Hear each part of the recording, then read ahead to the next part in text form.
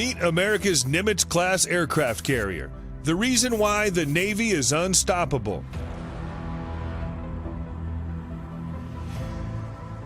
Giant aircraft carriers have become synonymous with U.S. military power, but many do not realize just how exceptional these vessels are.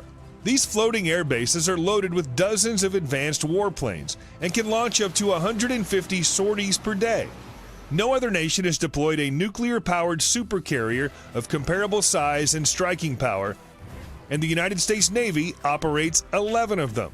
All but one of those carriers belongs to the Nimitz class, a design which until 2017 was the largest vessel ever built, with a hulking displacement exceeding 113,000 tons loaded and the ship's company of 3,200.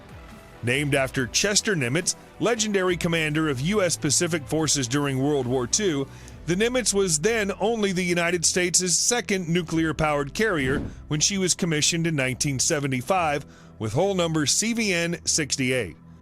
The preceding USS Enterprise employed 8 nuclear reactors, but the Nimitz generated nearly as much power, 190 megawatts, using just 2 Westinghouse A4W reactors to turn 4 steam turbines. Those turbines crank 4 bronze propellers in the stern that can propel the 330-meter-long vessel, that's longer than 3 football fields, up to speeds of 30 knots, 35 miles per hour, adequate to outrun most diesel-electric submarines. The reactors only require refueling every 20 years, though that process is lengthy, expensive, and usually combined with a major overhaul. In the 38 years between 1968 and 2006, 10 of the gargantuan flat tops were built in a huge 662-meter-long dry dock in Newport News, Virginia, each one introducing improvements over its predecessor. The third vessel, Carl Vinson, featured better anti-submarine capabilities, reflecting a late Cold War shift in Navy doctrine back to sea control. Then the Theodore Roosevelt and its 4 successors were built using new modular construction techniques, reducing construction time by 16 months, and had 2.5 inches of Kevlar armor added to key areas. Finally, the Ronald Reagan and George H.W. Bush introduced a swelled bulbous bow to decrease wave resistance, improve defenses, and reduce radar cross-section. The Nimitz's angled flight deck towers, 57 feet over sea level, span 4.5 acres, allowing one aircraft to land at the same time as another takes off using catapult-assisted takeoff and barrier-assisted recovery, or catobar, in which a steam catapult helps propel heavily laden aircraft off the flight deck while 3 or 4 tripwires stand ready to snag an airplane's arresting hook while it approaches. This allows for the operation of fast and heavily loaded jets, and it facilitates the ability to surge aircraft launch and recovery to very high tempos in critical combat scenarios. Most Nimitz-class vessels feature 4 catapults and arrestor wires.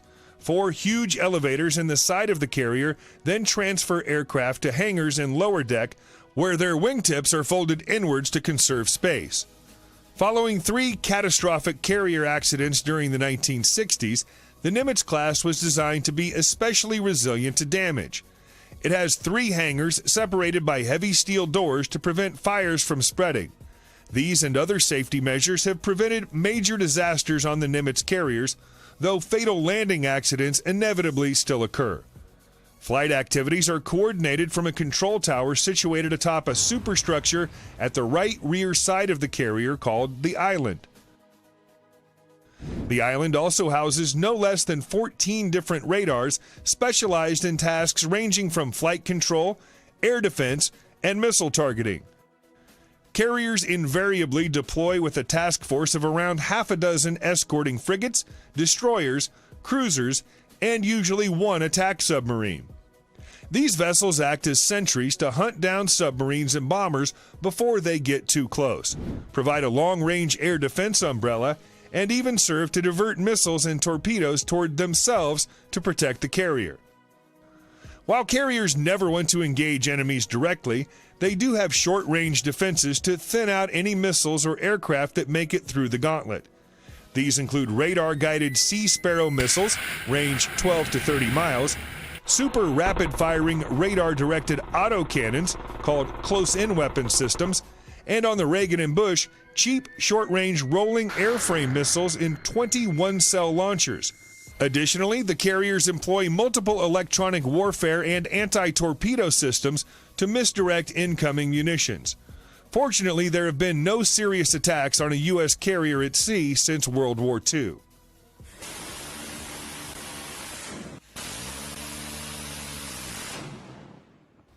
The carrier air wing. A carrier's real value lies in its aircraft, which are administratively grouped into separate units called the carrier air wing, incorporating nearly 2,500 aviators and support personnel. These have evolved considerably over the years, including the integration of female aviators and Marine Hornet squadrons. Originally, the Nimitz class carried over 100 specialized aircraft, speedy, heavily armed F-4 Phantom and F-14 Tomcat jets designed to intercept enemy aircraft and double as recon jets, and slower A-6 Intruder and A-7 Corsair bombers for pounding surface targets. Smaller units of EA-6 Prowler and KA-6 jets offer jamming and aerial refueling support, while large E-2 Hawkeye turboprop aircraft mounting hefty radar dishes provide airborne early warning and command and control. Later, carriers received a squadron of S-3 Viking anti-submarine jets, which adapted Swiss Army knife-like to serve as tankers, spy planes, jammers, fast transports, and even strike jets. In the 1980s, the Navy introduced the FA-18 Hornet, a jack-of-all-trades supersonic attack plane. As the threat of mass bomber attacks evaporated with the end of the Cold War, the Navy decided it would be more efficient to focus on a single multi-role design. The FA-18EF Super Hornet, which can fly further and more stealthily than its smaller predecessor, as well as the specialized EA-18G Growler electronic attack model. The Vikings were retired, arguably prematurely, their anti-submarine role subsumed by a squadron of more effective, though shorter-range SH-3 or SH-60 helicopters, which also provide search and rescue services for downed pilots. Air refueling duties are performed buddy-on-buddy by Super Hornets. Since 1966, long-range C-2A Greyhound turboprop transports have delivered passengers and cargo to carriers, but these will be replaced by more flexible but expensive CV-22 Osprey tilt rotors that can switch between vertical and conventional takeoff modes.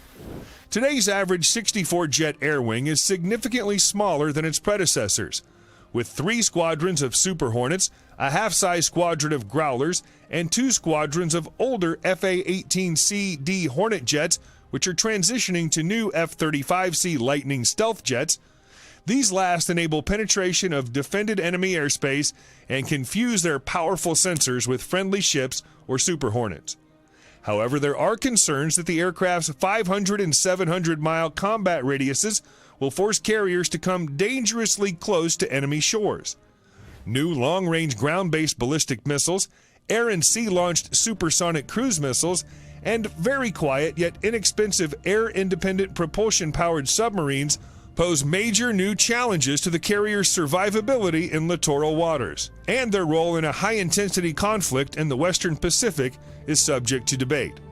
The Nimitz-class flat tops were built to serve for half a century, which means the Nimitz is scheduled for retirement in the 2020s to be replaced by carriers of the new $13 billion Gerald Ford class, which boast fancy electromagnetic catapults.